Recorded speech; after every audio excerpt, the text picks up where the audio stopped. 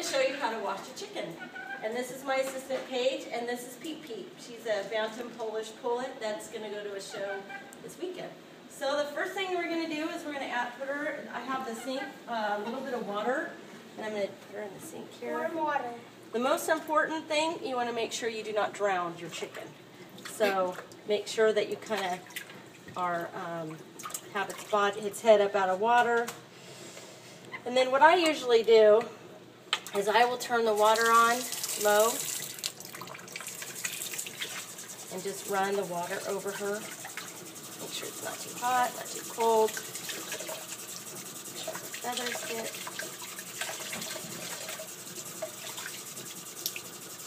And then I'll have my assistant get some soap, and what we use is just baby soap. And we'll do the crest last. Do the body first. Just going to make sure to get all the areas, the tail, underneath the tail, sides. You want to make sure that you get the vent nice and clean.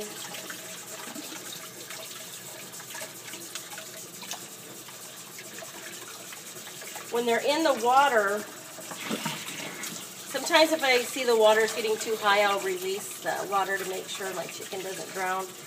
Make sure I'm getting nice and make sure to get all the soap off. But we're not going to worry about that too much right now because we still need to do the crest. And crested varieties are really hard to wash because you want to make sure you don't drown them. So the way I do it is I hold them like this and I kind of just tilt them backwards to make sure that I don't get any, make sure that they don't get any water in their mouth. Yeah, they don't like it too much. Sometimes they do, sometimes they don't.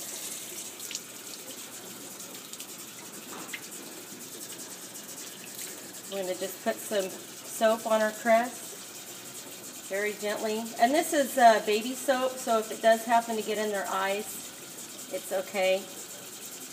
And then when you are washing them, you just want to make sure that you want to make sure that when you're looking at them, that they don't have any mites or lice. Polish, another crested variety, seems to get a lot of pests, but this one doesn't have any. I do use Frontline on my birds, and I usually don't have a problem. You just want to make sure that their eyes are clear. You want to make sure that you're taking a healthy bird. So then when I rinse it out, I'm just going to make sure that I'm being very careful that I'm getting all the soap out and I'm not getting it in her mouth. Other breeds aren't so hard, but these do have problems with that. So after I rinse it, I'm going to put her into this sink over here. It has it's just clean water, and I make sure I get all of it out.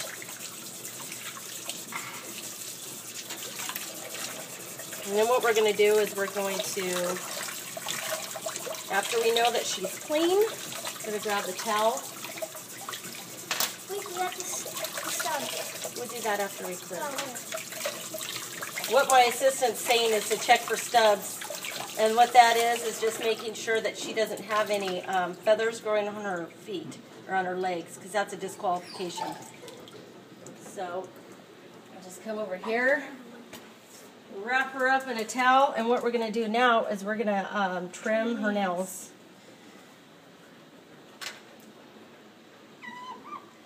So it's easier to do when one person's holding and one person's trimming, and you're just going to make sure that the red part right here, do not trim over it. Just trim like a little bit of it at a time, just because if you trim the blood vein, it'll get all messy. Next. Judges don't like to be scratched, so this is really important that you trim their nails. With making sure you're not getting to... If you do cut and they do bleed a little bit, it's no big deal. They'll stop bleeding.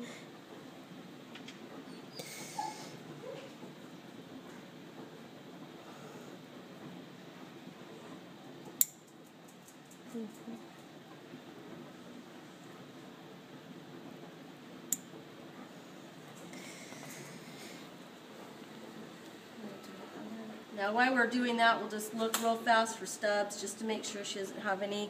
Oh look, she had a stub. Right there. That right there, that little feather would have been a disqualification.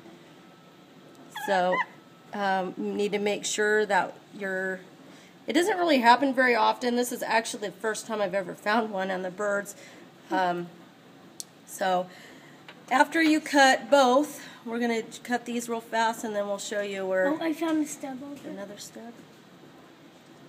Oops, that's not a stub, that's just a hair. No, it's right behind your... Oh, I thought that was a scale.